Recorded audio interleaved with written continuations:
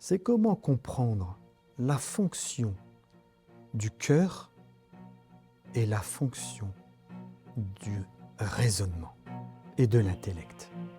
C'est d'une importance capitale. Dieu, je le répète, nous a créés pour être des gens qui reçoivent la science de Dieu, pour être inspirés.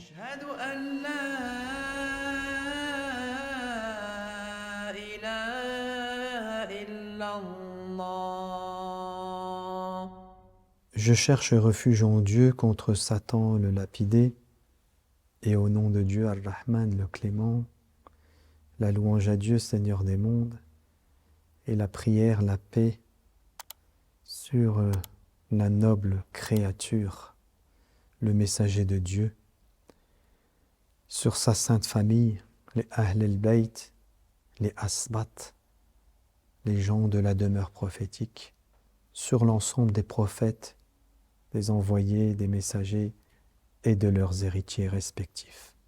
Que la paix et la miséricorde et les bénédictions soient sur tous nos frères et nos sœurs qui ont la foi au Dieu d'Abraham, au Dieu de Moïse, au Dieu de Jésus, au Dieu du messager, au Dieu de tous les envoyés, de tous les prophètes et de tous les messagers. Paix sur vous tous.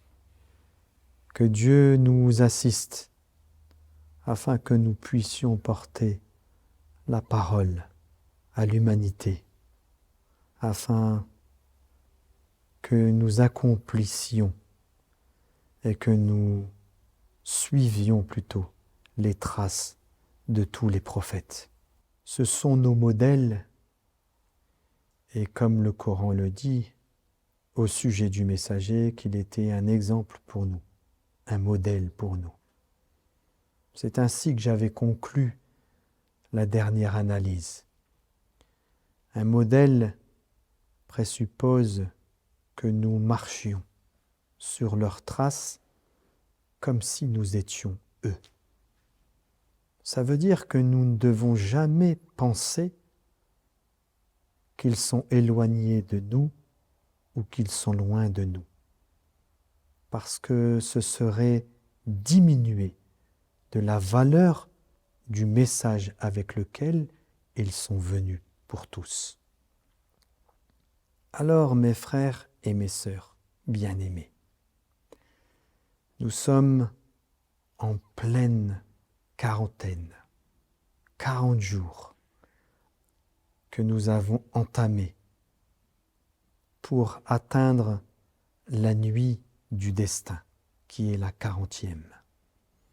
À l'image de ce prophète béni, Moïse, qui entama aussi une quarantaine, mais dont Dieu dit dans son saint livre qu'il lui avait promis 30 jours et qu'il a parachevé ces 30 jours, ou qu'il a complété ces 30 jours avec 10 autres nuits. Théoriquement, dans notre approche de la quarantaine, en dehors des étapes dont nous avons déjà parlé, et que mon frère Seyed Fouzi a très bien développé à la lumière d'un verset du Coran, et qu'il a démontré par ce verset du Coran qu'il y avait 3 dimensions dans la création, et la 3e dimension était celle de l'homme et de la construction de l'homme pour atteindre l'homme parfait, pour atteindre nafs mutma'inna, pour atteindre le parachèvement qui permet à l'homme le retour à sa nature primordiale, à ce qu'il est réellement. Parce que je tiens à réitérer, bien que nous l'avons déjà dit, mon maître Sayyid Yahya en avait souvent parlé. Vous devez toujours avoir à l'esprit, mes frères et mes sœurs, que si Dieu nous dit que ce temps est éphémère, que cette terre n'est que parure, n'est que l'heure, c'est parce que le temps que nous vivons aujourd'hui n'est pas le temps de l'homme. Il est le temps d'Iblis. C'est le temps que Iblis a demandé à Dieu et que Dieu lui a accordé pour certaines raisons.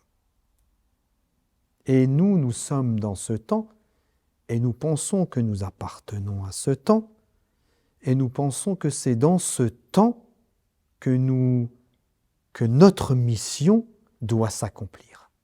Mais en réalité, non.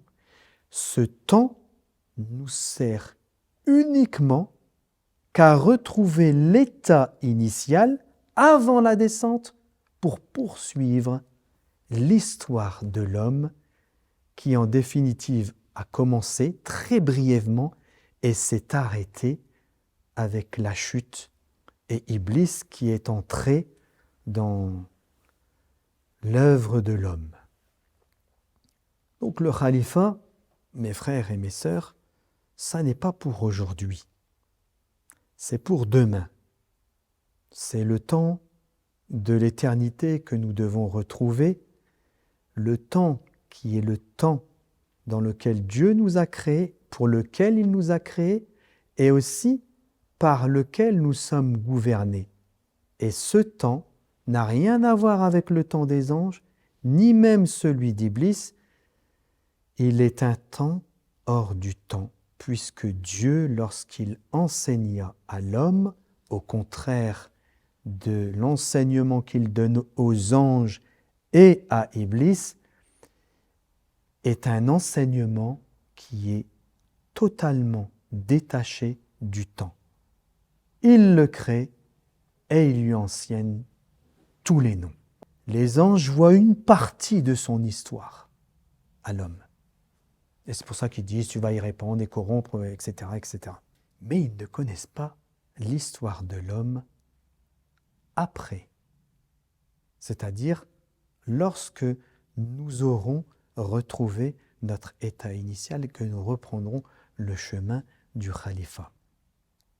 Et c'est parce qu'ils sont des obéissants et que lorsqu'ils ont vu le signe manifeste, lorsque Adam leur a répété, enseigné ou dit les noms, qu'ils ont déclaré « Nous n'avons de science que ce que tu nous as enseigné. » Mes frères et mes sœurs, cette quarantaine, elle est là pour élever et construire l'homme, pour effectuer ce retour dont le parachèvement se fera la nuit du destin. Nous avons besoin de ces étapes, et en particulier de ces 6 étapes, de ces 6 grands prophètes qui nous donnent chacun un enseignement pour nous permettre la construction de cet être parfait, de cette âme qui est l'âme mutma'inna, ou de ce retour à l'âme mutma'inna, c'est-à-dire à l'âme apaisée, à l'âme qui est dans la paix et dans la sérénité, et une âme qui n'est pas perturbée par la vie de ce monde et par la bassesse de la vie de ce monde. Alors dans l'histoire de la deuxième étape de la construction de l'homme, dans la première étape bien sûr c'est Adam, et dans la seconde étape c'est Noé. Et vous connaissez un peu cette histoire de Noé. Et dans cette histoire de Noé, il y a un certain nombre de codes. Noé est un homme, un prophète, quelqu'un qui est tourné vers Dieu. Et Dieu va lui faire vivre une expérience. Il veut purifier la terre. Et pour purifier la terre, il va envoyer un déluge avec les eaux. Noé est quelqu'un qui est gouverné par les lois du cœur, de l'inspiration et de la révélation. Il n'est pas quelqu'un qui est gouverné par les lois du raisonnement. C'est pour ça que très vite, il a assez d'éveil et de nouvelles de l'invisible pour comprendre que Dieu l'emmène dans une histoire un peu particulière et dans laquelle il va le guider pas à pas. Alors il va construire la fameuse arche qui est connue de tous les croyants. Et cette arche, elle doit lui permettre de sauver ceux qui doivent être sauvés. Bien sûr, Dieu dit de lui, construis l'arche sous nos yeux et sous notre révélation. Ça veut dire que Noé n'était pas un ingénieur. Ce n'est pas un ingénieur qui était en train de construire un bateau, mais c'était un prophète, un homme qui œuvrait pour Dieu et auquel Dieu inspirait les étapes qui lui permettraient de façonner cette arche et de pouvoir sortir une partie de l'humanité pour redonner une nouvelle direction sur cette terre à l'homme. Il y a dans cette histoire l'histoire de sa femme, qui était une dame, je devrais même enlever le mot dame, qui était une femme égarée, et il y a l'histoire de son fils, qui était un homme qui n'avait pas les codes avec lesquels il devait agir. Il était différent de son père. Son père agissait avec la révélation, mais lui agissait avec le raisonnement. Et c'est pour cette raison-là qu'après je vous dirai un mot sur le raisonnement et le cœur, dont nous avons déjà parlé, mais qu'il est important que ce soit bien perçu par tous nos frères et nos sœurs. Parce que, vous savez, vous qui nous suivez, vous qui recherchez la foi, vous qui êtes dans une démarche de comprendre le monde dans lequel vous êtes, vous vous êtes sûrement rendu compte sur votre chemin que souvent on nous a trompés, souvent on nous a dupés, souvent on nous a leurrés. Eh bien, on nous a leurrés en nous faisant croire que la raison était une chose et que le cœur était une chose et que chacun, il avait une fonction, mais qu'on a tout mélangé.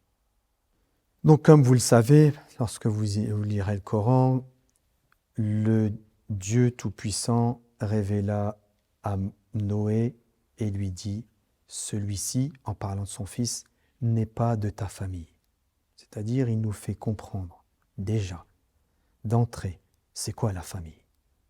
La famille n'a rien à voir avec le sang. La famille, c'est la famille du cœur. C'est la famille des œuvres réparatrices. C'est la famille des salihines. C'est la famille des serviteurs de Dieu. Ceci est une grande famille. Mais n'est pas forcément de notre famille celui qui a un lien de sang avec nous. Peut-être qu'il fait partie de notre famille, mais peut-être qu'il ne fait pas partie de notre famille. Donc, Noé va se séparer de son fils, et de toute façon, son fils, il a sa propre conviction, il a réfléchi, il a dit, moi je vais faire comme ça, je vais aller là-haut, et comme ça je serai protégé des eaux. Il n'a pas fait confiance à son père, qui était inspiré, mais il a fait confiance à quoi? Il a fait confiance à son intellect. Hein? Mes chers frères et sœurs, et en particulier beaucoup de savants qui pensent que c'est la réflexion et le raisonnement qui va vous mener au paradis. J'espère que vous y arriverez, je vous le souhaite, bien sûr. Mais cette histoire, elle nous enseigne que ce n'est pas le moyen que Dieu nous a donné pour réussir et pour triompher. Le triomphe pour notre prophète bien-aimé Noé est qu'il a suivi les commandements de Dieu qui lui étaient inspirés, qui lui étaient révélés. Et il est monté sur cette arche et Dieu a sauvé ceux qui devaient le sauver. Et ils sont arrivés sur ce mont Djoudi où Dieu les fit accoster et où une nouvelle catégorie d'hommes devait apparaître à travers la descendance de Noé. Mais mes frères et mes sœurs, ce que j'aimerais partager avec vous, puisqu'on a parlé du raisonnement avec Noé, puisqu'on nous avons dit que la quarantaine, elle était là pour nous faire sortir du temps, qu'elle était là pour nous apprendre à nous détacher du raisonnement, j'aimerais dire un mot sur ce cœur. Lorsque Dieu révèle et qu'il dit qu'il a fait la création en 6 jours, il dit que après, on peut supposer que c'est le 7e jour, il dit « et il s'est établi sur son trône ». Et quel est le trône de Dieu? Eh bien, mes frères et mes sœurs, le trône de Dieu, c'est le cœur de l'homme. Et celui qui recherche Dieu, il le sent d'abord dans son cœur. Nos imams, que la paix de Dieu soit sur eux, ont dit aussi que le trône de Dieu, c'est le cœur de l'homme. Dieu a permis à Noé, en faisant descendre sur son cœur, d'être guidé. Mais celui qui s'est servi de son cerveau et qui a mis de côté le cœur, n'a pas pu être sauvé. Et ça, c'est le fils de Noé et c'est la femme de Noé. Il y a la femme de Lot, mais il y a aussi la femme de Noé. Alors, ce que j'aimerais partager avec vous, mes frères et mes sœurs, de plus aujourd'hui, nous avons tant de choses à partager avec vous. C'est comment comprendre la fonction du cœur et la fonction du raisonnement et de l'intellect. C'est d'une importance capitale. Dieu, je le répète, nous a créés pour être des gens qui reçoivent la science de Dieu, pour être inspirés. وَالنَّفْسٍ وَمَا سَوَّاهَا فَأَلْهَمَهَا فُجُورَهَا وَتَقْوَاهَا. Et l'âme, et comment il l'a façonnée, comment il l'a créée, comment il l'a faite d'une certaine manière. Cette manière dont il l'a faite, c'est فَأَلْهَمَهَا فُجُورَهَا وَتَقْوَاهَا. Il lui a inspiré le bien, la compréhension et le bien, la compréhension du bien et la compréhension de ce qui est mal. Il ne lui a pas inspiré du mal. Faites attention, ça ne veut pas dire que Dieu lui inspire du mal. Ce n'est pas ça que Dieu dit. Il lui inspire la compréhension du bien et la compréhension du mal. C'est différent. Et cette âme, Dieu dit, قَدْ أَفْلَحَ مَنْ زَكَّاهَا. Cette âme, elle doit être purifiée. Pourquoi doit-elle être purifiée? Parce que l'âme, c'est la personnalité. Et la personnalité, c'est quoi? Eh bien, la personnalité, c'est comment je me suis construit avec ça. C'est ça la personnalité. Et si je me suis construit avec ça, au lieu de me construire avec ça, j'ai souillé mon âme. Donc cette âme, elle doit être purifiée afin que nous puissions libérer notre cœur. Et bien sûr, je vais venir avec quelques versets du Coran pour étayer tout ça. Bien sûr, avec l'âme, vous l'avez compris, il dit « Qad aflaha man zakkaha » il a dit « Bienheureux celui qui la purifie ».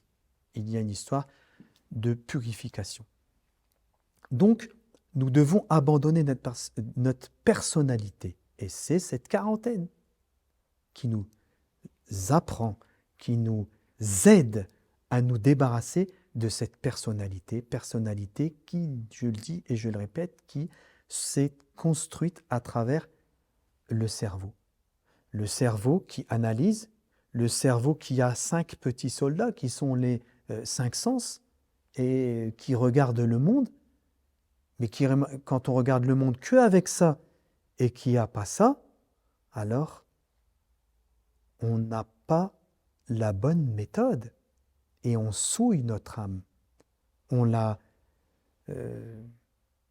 lui donne une personnalité, que vous savez, nous avons tous une personnalité dans tous les cas. Le cœur, lui, il doit être libéré. Libéré pourquoi ? C'est simple. On a dit tout à l'heure, c'est le trône de Dieu. Vous pensez que Dieu va accepter quelque chose d'autre là-dedans ? Non. Dieu n'accepte pas. C'est pour ça qu'il dit que l'idolâtrie, c'est terrible. Nous devons nous en débarrasser. C'est pour ça qu'il dit que la plupart des croyants sont idolâtres, etc., etc. Parce que nous avons tous cette personnalité qui fait qu'il y a d'autres choses qui habitent notre cœur et qui n'ont rien à faire là. Donc nous devons purifier notre âme et nous devons libérer notre cœur. Libérer de quoi ? De toutes ces idoles qui viennent empêcher que Dieu s'installe sur son trône. Tant qu'il y a des idoles, Dieu ne peut pas s'installer sur son trône. Alors mes frères et mes sœurs, comme nous avons dans le corps différents organes, le foie, la rate, l'estomac, etc., etc. Et nous avons le cœur et nous avons le cerveau. D'accord ? Vous me suivez bien. Chacun a sa fonction. Qui est-ce qui donne le rythme ? Qui est-ce qui, allez, je vais le dire mieux, qui est-ce qui bat le rythme ? Qui ? Lui ou lui ? C'est le cœur qui bat le rythme. C'est le cœur qui donne le souffle. C'est le cœur qui donne la vie. C'est ce cœur qui doit être au contrôle. C'est ce cœur qui doit être le directeur. Mais nous, aujourd'hui, la majorité des hommes ont fait de leur cerveau le directeur de leur vie, de leur personnalité, de ce qu'ils sont. Et en mettant le cerveau et l'intellect à une place qui n'est pas la sienne, eh bien, nous n'avons pas donné au cœur le pouvoir d'être aux commandes. Le roi, c'est le cœur. Le roi n'est pas l'intellect. Si nous comprenons cela, mes frères et mes sœurs, nous comprenons cette duperie, cette grande tromperie que même nos savants disent et répètent. Parce qu'il y a un fameux hadith que nous avons déjà cité ensemble, un hadith dans lequel Dieu dit que la première chose qu'il a créée, c'est l'aql, c'est l'intellect ou l'intelligence, si vous voulez. Et qu'il lui a dit avance, elle a avancé. Il lui a dit recule, elle a reculé. Mais qu'est-ce que ça veut dire, ça ? Alors, la majorité vont te dire waouh, la raison, c'est le top niveau. C'est la première chose que Dieu a créée. Il lui a dit avance, elle a avancé. Il lui a dit recule, elle a reculé. Alors que Dieu est en train de nous montrer quelque chose de tout simple. C'est que l'intelligence est une créature, al-aql est une créature qui obéit à Dieu. Est une créature qui obéit à Dieu, ça veut dire quoi ? Si c'est Dieu s'installe dans le trône du cœur, ça veut dire que le cerveau et l'intellect doivent être commandés par le cœur. Il doit obéir au cœur et non pas le contraire. Nous obéissons à ça avant ça. Alors que c'est lui qui est en contrôle. C'est lui qui doit gouverner. C'est lui que nous devons laisser gouverner. Donc c'est lui que nous devons libérer. Si nous ne le libérons pas, alors il est emprisonné par celui-là et il ne peut pas jouer son rôle. Et nous avons malheureusement dans ce monde qui est gouverné par l'intelligence, par le raisonnement, un monde qui nous pousse vers la turpitude, qui nous pousse dans un gouffre. Regardez tout ce qui se passe dans le monde, c'est terrible. Et soi-disant, c'est ça. On a réfléchi, on est arrivé à un certain niveau d'intelligence, en plus maintenant avec l'intelligence artificielle, etc., etc. Mais je n'ai même pas besoin de vous faire une démonstration que le raisonnement nous mène à notre perte. Il n'y a que le cœur des prophètes, le cœur de tous les prophètes. Pourquoi ils ont réussi? Parce qu'ils étaient inspirés, parce qu'ils ont laissé ce cœur être aux commandes. Ils ont laissé ce cœur gouverner. Alors oui, on me posait une question qui est très bonne à juste titre. Alors à quoi sert le raisonnement? À quel niveau il intervient le raisonnement alors dans ce cas-là? Si je dois être gouverné par le cœur. Eh bien une fois que le cœur t'a inspiré, le raisonnement te permet d'élaborer la stratégie et la pédagogie qui va te permettre de mettre en œuvre l'inspiration que tu as reçue de Dieu. Et tout est à sa place. C'est si simple. Pourquoi on nous a leurrés et on nous a poussés dans une compréhension de l'islam et de notre foi qui est complètement aberrante et qui n'est pas du tout celle que les prophètes nous ont enseignée et que le livre de Dieu nous a enseigné, que Moïse, que Jésus, que tous nous ont enseigné. Parce que si nous regardons leur histoire, mes bazars, mes frères et mes sœurs, à quel moment avez-vous vu que c'est le raisonnement qui leur a permis de triompher? À quel moment? Tout ce qu'ils faisaient était illogique. Franchement, construire une arche dans un désert, il n'y a pas plus illogique que ça. Marie, alayhi salam, qui donne naissance à un enfant béni, sans père. Vous trouvez que c'est logique, ça? Et j'en passe et des meilleurs. L'histoire d'Abraham, toutes les histoires des prophètes sont là pour en témoigner. Mes frères et sœurs, vous devez comprendre que nous avons été créés pour être inspirés. Et cette quarantaine nous aide à retrouver cette inspiration et à redonner le règne du cœur dans tout notre être, dans tout ce que nous sommes. Et ainsi, nous pourrons compléter ces différentes étapes avec ces différents prophètes qui nous aident à construire et à libérer le cœur. Avec Abraham qui vient après Noé. Et Abraham, c'est quoi son histoire? Eh bien, c'est libérer le cœur de l'idolâtrie. Voilà le cœur de l'histoire d'Abraham. Toutes ces histoires sont là pour nous, pour construire l'homme. Et construire l'homme, c'est d'abord comprendre que chaque chose doit être à sa place et que nous devons aujourd'hui redonner au cœur sa vraie place, la place qu'il a dans la révélation. Dieu dit dans son saint livre qu'il a fait descendre le livre où? Sur la tête du messager? Dans son intelligence? Dans son cerveau? Non, dans son cœur, mes frères et mes sœurs. Ont-ils des cœurs avec lesquels ils raisonnent? Dieu dit dans son saint livre. Il n'y a que ça de vrai, mes frères et mes sœurs. Et nous devons aujourd'hui avoir de l'éveil. Nous devons être à la recherche de la parole de Dieu. Nous devons faire des recherches. Nous devons nous devons purifier nos âmes, comme je l'ai dit tout à l'heure, et nous devons libérer nos cœurs pour que nos recherches puissent être productives et que nous puissions, à la lumière de ces recherches, de notre foi, que Dieu nous commande, c'est Dieu qui nous commandera, al-amal salih, de faire les œuvres réparatrices. Et c'est pour ça que Noé, Dieu lui dit, il n'est pas de ta famille, j'ai dit tout à l'heure, et il lui a dit, il n'est pas une œuvre réparatrice. Il ne fait pas partie du projet. Il n'est pas quelqu'un qui est là pour réparer. Donc, il ne fait pas partie du projet. C'est ça le message qui nous est enseigné à travers ces histoires. Et si nous comprenons bien ça, alors nous pouvons apporter à cette humanité pas seulement un témoignage verbal, mais nous apportons quelque chose qui va transformer notre humanité et préparer l'événement et l'avènement de Jésus, fils de Marie, et Al-Mahdi, fils de Fatima.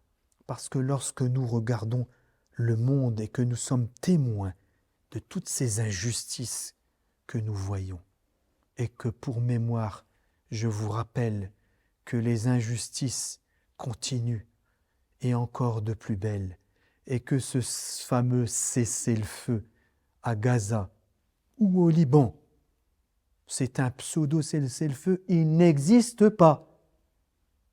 On parle presque plus de Gaza, sauf certains, il y a encore des gens qui sont attachés à leur foi et à la justice. Mais une grande majorité pense que c'est fini, pense qu'il y a eu un cessez-le-feu, que ça va, tout se passe bien. La colonisation continue, les bombardements continuent, la destruction des hôpitaux continue, la destruction des écoles continue, l'assassinat des enfants continue. Et au Liban, tous les jours quasiment, tous les jours depuis le début de ce cessez-le-feu, tous les jours, ils bombardent. Tous les jours, il y a une attaque de drones. Et personne n'en parle. Et fermer les yeux devant ces injustices, c'est très grave. Et bien sûr, j'en passe, des injustices, parce qu'il y en a plein en Afrique. Il y en a plein aussi des injustices en Amérique du Sud, etc., etc. Nous vivons, franchement, on a l'impression de vivre dans un monde de fous. Et nous sommes gouvernés par des fous. En tout cas, franchement, on est vraiment gouverné par des gens pervers. Ma parole. Vous pouvez retourner les choses dans tous les sens. On est gouverné par des gens qui pratiquent que la turpitude. Leur façade, c'est on veut la paix, on veut ceci, on veut cela, les beaux discours. Il n'y a rien de tout ça, mes frères et mes sœurs. Ils ne disent ça que pour garder la place qu'ils ont dans ce monde en tant qu'élite. Mais ils sont souillés, ils sont sales, ils sont malpropres. Mais c'est pour ça que nous continuons le témoignage, le travail pour réparer l'humanité. Nous ne devons pas compter sur eux pour réparer l'humanité. C'est nous qui devons porter ça sur nos épaules, mes frères et mes sœurs. Et ne pensez pas que c'est impossible. Parce qu'avec la foi, tout est possible. Et n'oubliez pas ce verset du Coran. Et Dieu veut favoriser, accorder à ceux qui étaient affaiblis sur la terre et faire d'eux des héritiers et faire d'eux des imams, des guides. C'est les croyants qui sont les dignes héritiers de la terre et qui le seront. Ces gens-là, leur sort est déjà scellé. Je rajoute une chose que j'ai oublié de dire concernant le cœur. J'ai dit qu'il doit être libéré. Pour preuve aussi ce verset du Coran, quand il dit « Et n'ont-ils pas les cœurs cadenassés ?» Ça veut dire que leurs cœurs sont emprisonnés et ils doivent libérer leurs cœurs. Nous devons libérer nos cœurs. Libérons nos cœurs tous ensemble et laissons la parole s'exprimer afin que nous puissions apporter de quoi transformer le monde dans lequel nous sommes. Je vous souhaite à tous une très bonne quarantaine pour ceux qui la font. Pour ceux qui ne la font pas et qui sont en recherche, je vous souhaite de bonnes recherches et je vous souhaite la sincérité dans vos recherches. La sincérité des recherches mène au résultat. À très bientôt. Salam alaikum wa rahmatullah.